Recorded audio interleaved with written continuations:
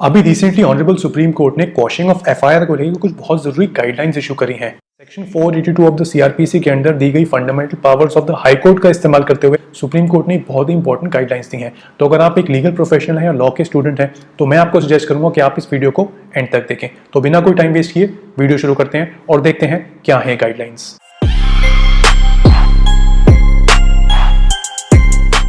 Honourable supreme court ने state of Haryana versus Bhajanlal के case में 7 गाइडलाइंस की बात करी है, जिनका इस्तेमाल कर हम किसी भी पुलिस स्टेशन में कराई गई एफआईआर को क्वॉश करवा सकते हैं हाई कोर्ट को अप्रोच करके।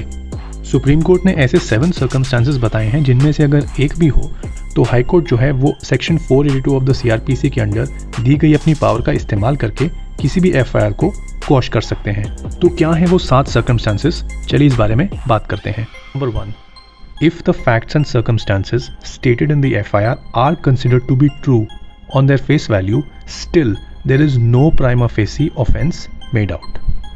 इसका ये मतलब है कि FIR में जो एलिगेशंस एक्यूज्ड के अगेंस्ट दिए गए हैं, अगर उनको सच भी मान लिया जाए तो भी कोई ऑफेंस नहीं बन रहा। यानी FIR में तो उसको ऑफेंस बताया गया है, लेकिन अगर हम अपनी कानून की किताब उठा के देखें तो उसमें ये ऑफेंस बन ही नहीं रहा, which means that such an offence has not been defined as an offence as per the books of criminal law. Number 2, malified malicious proceeding with an ulterior motive of vengeance, which means when a criminal proceeding is manifestly attended with malified intention and when the proceeding is maleficiously instituted with an ulterior motive for wreaking vengeance on the accused with a view to spite him due to any private or personal grudge. इस situation में अगर कानून की किताबों के मुताबिक कोई offence है भी और वो एफआईआर में मेंशन है, इन प्रोसीडिंग्स का पर्पस ही जो है वो अक्यूज से कोई पुरानी दुश्मनी का बदला लेने के लिए किया जा रहा हो। यानी साफ साफ पता लग रहा है कि इन प्रोसीडिंग्स का जो पर्पस है उसमें जो विक्टिम है वो विक्टिम नहीं है, एक ऐसा इंसान है जिसने एफआईआर लिखवाई है सिर्फ अक्यूज्ड से बदला लेने के लिए किसी पुरानी दुश्मनी के वजह से। Number 3, if the allegations made in the FIR plus the material collected by the police, if put all together, do not disclose the commission of the offence by the accused. इसका मतलब ये है कि एफआईआर में जो accused के खिलाफ allegations हो उनको एक तरफ रखा जाए और जो पुलिस ने मटेरियल कलेक्ट किया है अक्यूज के खिलाफ, अगर उन एलिगेशंस और उस मटेरियल को कंबाइन भी कर दिया जाए तो भी अक्यूज के खिलाफ कोई ऑफेंस नहीं बन रहा है। इस केस में जो है वो एफआईआर को क्वॉश किया जा सकता है। Number 4, when the allegations made in the FIR do not constitute a cognizable offence but constitute a non-cognizable offence.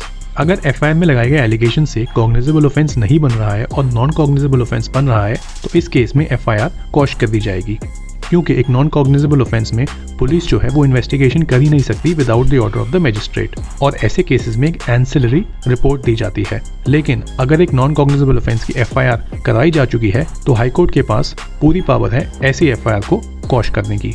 Number 5, if the allegations made in the FIR are so absurd and inherently improbable.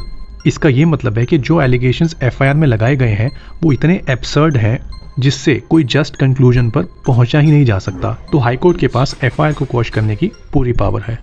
Number 6, where there is an express legal bar to take cognizance of an offence. इसका ये मतलब है कि कानून की किसी भी किताब में अगर ये लिखा है कि उस पर्टिकुलर ऑफेंस जो एफआईआर में अक्यूज के खिलाफ लगाया गया है, अगर उस ऑफेंस में आगे प्रोसीड करने के लिए कोई बार है, कोई रोक है, ऐसे ऑफेंस का हमें कॉग्निजेंस नहीं लेना चाहिए, तो इस केस में आगे नहीं बढ़ा जा सकता और इस केस में हाई कोर्ट के पास पूरी पावर होती है कि वो एक एफआईआर को क्वॉश कर सकें।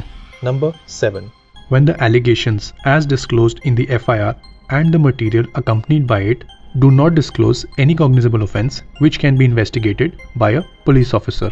अगर एफआईआर में बताए गए फैक्ट्स या फिर सपोर्टिंग मटेरियल अगर इससे कोई कॉग्निजेबल ऑफेंस ही नहीं बनता जिससे पुलिस इन्वेस्टिगेशन वारंट हो सकती है तो इस केस में एफआईआर को क्वॉश कर देना चाहिए। तो ये थी 7 कंडीशंस जो ऑनरेबल सुप्रीम कोर्ट ने para 102 of state of Haryana versus Bhajanlal के केस में बताई थी। ऐसे केसेस में हाई कोर्ट के पास पूरी पावर होती है कि एफआईआर को क्वॉश कर दिया जाए। इस वीडियो में हमने state of Haryana versus Bhajanlal के बारे में बात करी। तो मुझे उम्मीद है इस वीडियो को देखने के बाद आपको इन इंपॉर्टेंट गाइडलाइंस के बारे में इन्फॉर्मेशन मिल गई होगी। तो अगर आपको ये वीडियो यूजफुल लगी तो इस वीडियो को लाइक करना बिल्कुल मत भूलिए। अगर आपका कोई भी सवाल है तो कमेंट बॉक्स में हमें जरूर बताइए। चैनल पे अगर नए हैं तो सब्सक्राइब कर लीजिए, वरना आने वाली इंपॉर्टेंट वीडियोस के अपडेट्स नहीं मिल पाएंगे। वीडियो देखने के लिए बहुत बहुत धन्यवाद। अपना ख्याल रखिए। जय हिंद।